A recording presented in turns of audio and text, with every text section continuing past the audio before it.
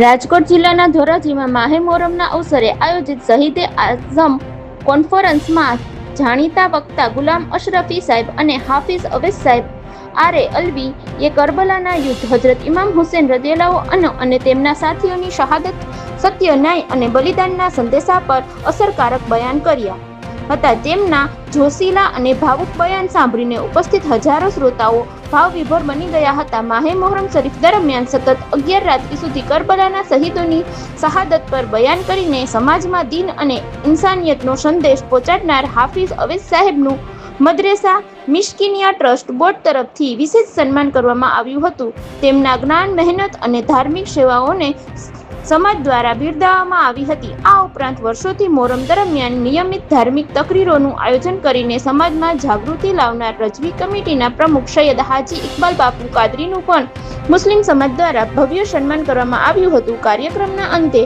Huseni committee દ્વારા મોહરમ અને હુસેની ન્યાઝના સફળ આયોજનમાં આર્થિક, સામાજિક અને સેવાકીય સહયોગ આપનાર સૌનો આભાર વ્યક્ત કરવામાં આવ્યો હતો.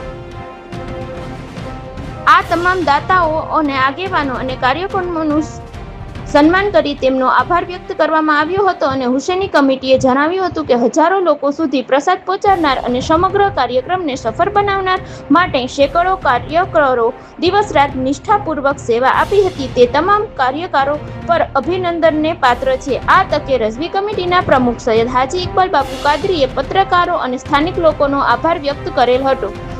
રિપોર્ટ મતીન બાપુ સૈયદ, ધોરાજી.